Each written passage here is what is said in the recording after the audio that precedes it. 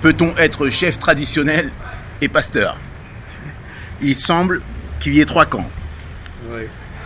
Ceux qui pensent que l'on peut, ceux qui pensent qu'on ne peut pas, et ceux qui sont neutres. Oui,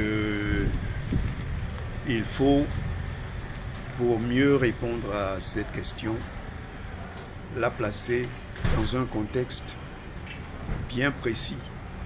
Parce que là, quand on parle de tradition, on se voit africain, mais pasteur, on est chrétien, c'est-à-dire oriental ou occidental. Oui. Est-ce qu'un prêtre peut devenir, disons, comment est-ce Chef traditionnel. Chef traditionnel.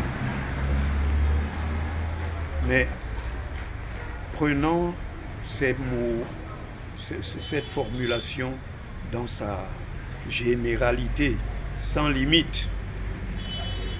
Le chef traditionnel est le Soyambé des Soyambé. Ça parle du roi, hein? Oui. Nous n'avons pas de distinguo entre roi et chef traditionnel. Voilà. Quand on parle de roi, il est chef traditionnel. Voilà. Mais c'est également lui le guide de son peuple. Le guide, c'est le pasteur. Le mot pasteur, quelle est la définition que nous lui donnons dans cette question-ci? Homme d'église ou directeur des consciences? Oui. Tout dépend du sens que nous voulons donner au mot pasteur. Oui. Le chef est un pasteur, c'est-à-dire un guide. Et l'homme d'église, ne confondons pas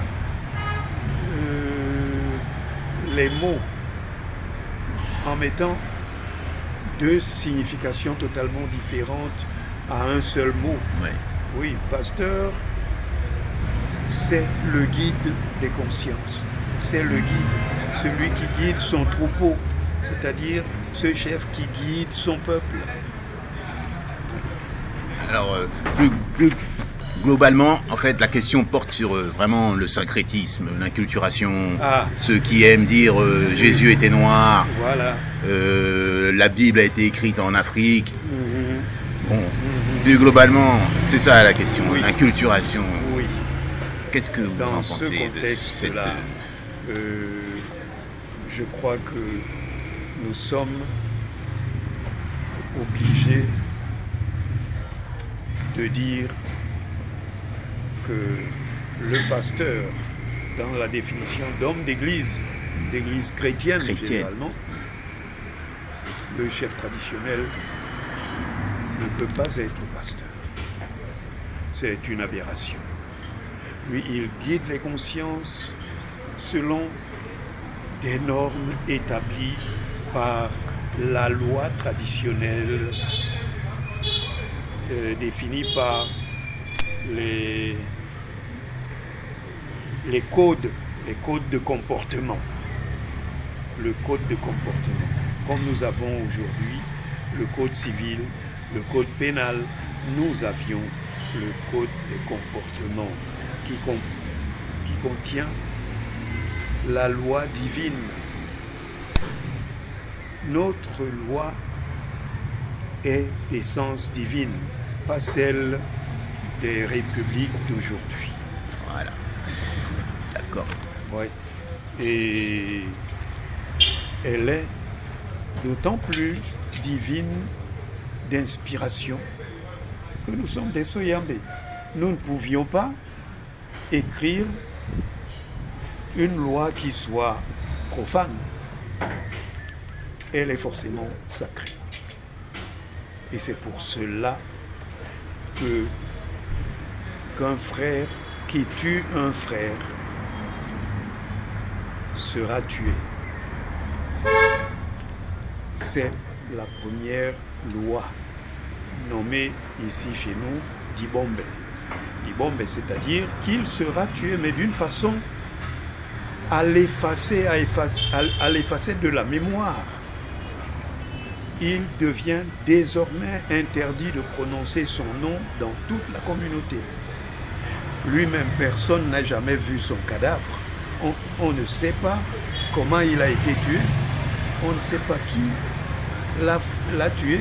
Mais en réalité, il y a une société secrète, le Mungi, pour ne pas le citer, qui se chargeait de l'exécution des coupables, décrétés, disons,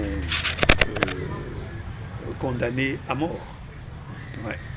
Vous ne pouvez pas survivre quand vous avez assassiné un frère. Mais vous, pour marquer la suprématie du sacré, on vous fait disparaître totalement, comme si vous n'aviez jamais existé. Je dis bien que personne ne sait qui vous a tué, où vous avez été tué, où se trouve votre dépouille mortelle. On ne sait plus rien de vous et l'interdiction est formelle.